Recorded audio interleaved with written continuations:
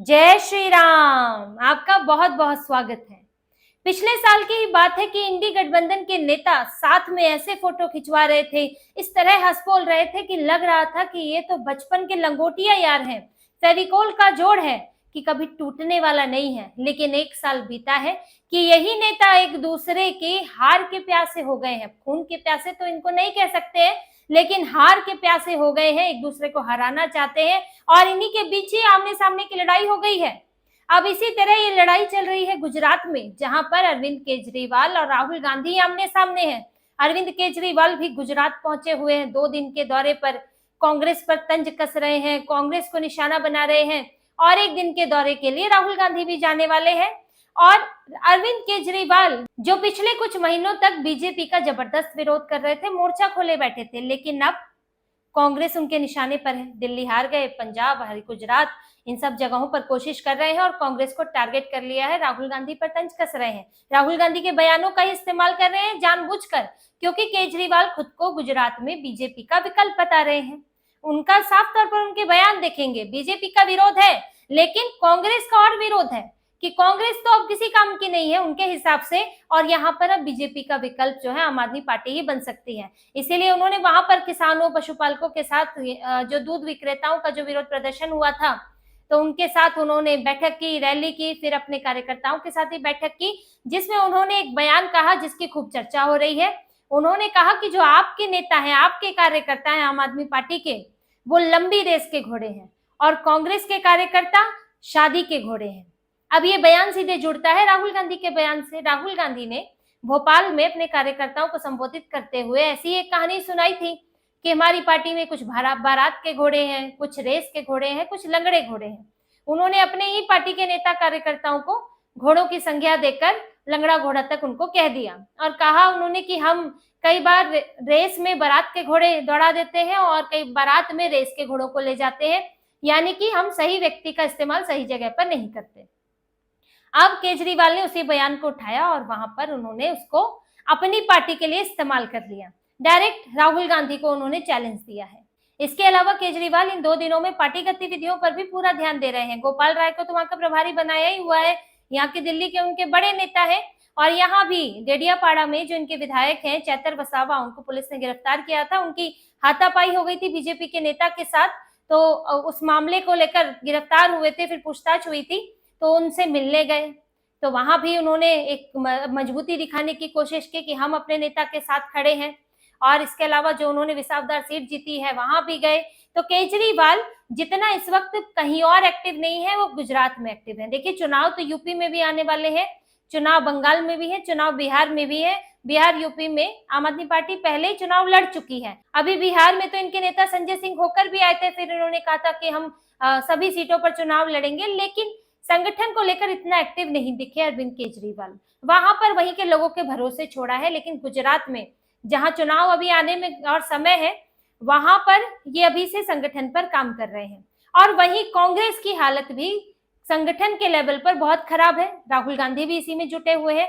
अभी 26 तारीख को राहुल गांधी जाएंगे और वहां पर वो जिलाध्यक्षों के साथ वर्कशॉप करेंगे। अभी इन्होंने अपना अध्यक्ष भी बदला है, अमित चावड़ा को इन्होंने अध्यक्ष बनाया है।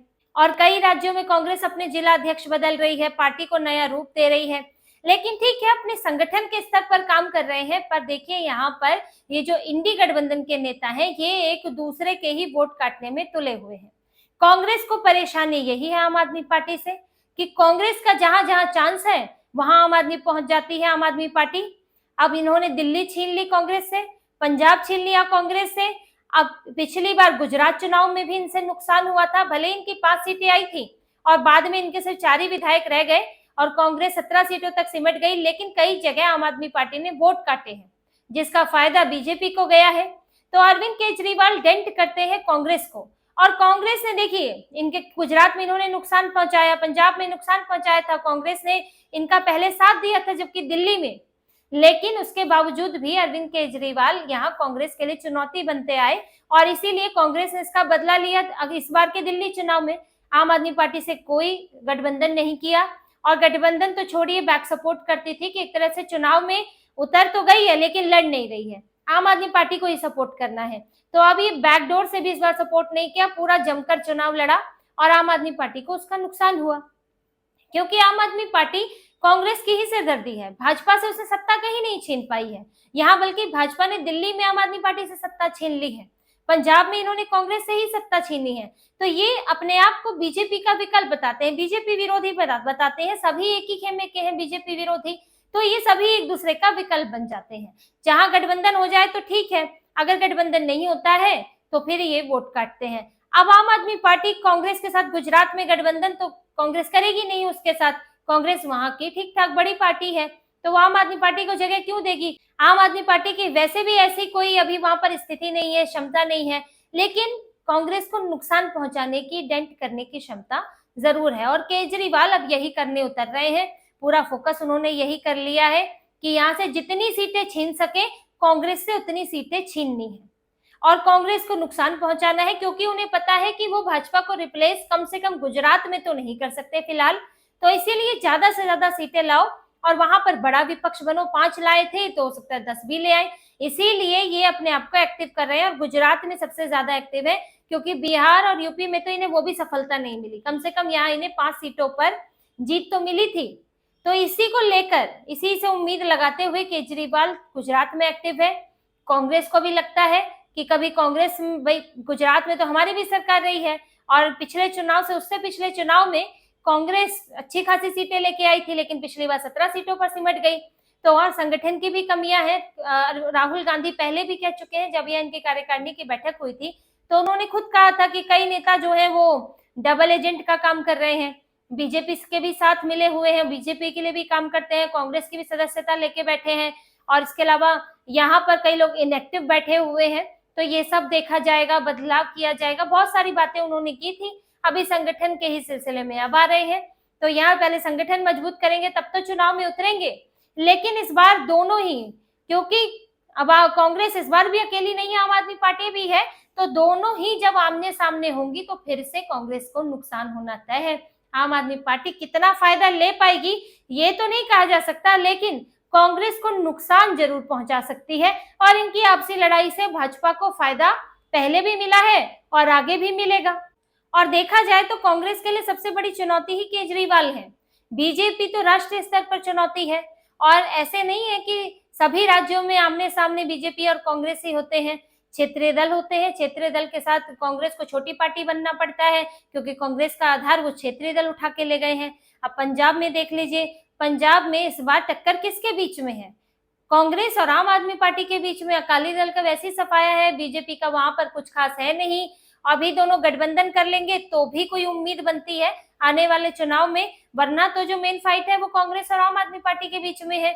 ये लोग बीजेपी को तो बहुत बोलते हैं, बीजेपी के खिलाफ बोलते हैं और पीएम मोदी के खिलाफ भी बोलते हैं, लेकिन इन लोगों की असली समस्या इनके इंडी गठबंधन के साथी ही है। जब तक समाजवादी पार्टी है यूपी में और जो उसका आधार है, तो कांग्रेस का वहां कुछ नहीं हो सकता। और अगर कांग्रेस अलग चुनाव लड़ती है तो सपा के वोट कटने तय हैं। इसी तरह से बिहार में राजद के साथ है, पश्चिम बंगाल में ममता बनर्जी के साथ है। तो ये जितने एक दूसरे के साथ दिखते हैं ये सभी एक दूसरे के खिलाफ हैं और एक दूसरे के वोट काटने का ये काम करते हैं। और ये चाहते हैं कि कोई ना कोई कमजोर हो जाए, चाहे कांग्रेस को, ये सब चाहते हैं कि कांग्रेस पीछे सीट पर अपना बैक सीट ले ले, कांग्रेस चाहती है कि ये लोग कमजोर हो जाएं, फाइट डायरेक्ट बीजेपी और हमारे बीच हो। तो कहीं ना कहीं एक दूसरे की ही टांग खींचने में भी लगे रहते हैं। अब क्योंकि केंद्र में बीजेपी है तो एक भाजपा विरोध का मुखौटा भी लेकर चलते हैं ताकि इनकी एकजुटता दिख सके। तो इसी तरह की और खबरें और विश्लेषण आपके लिए लाते रहेंगे, हमसे जुड़े रहिए, सब्सक्राइब कीजिए, कमेंट कीजिए। बहुत बहुत धन्यवाद। जय श्री राम।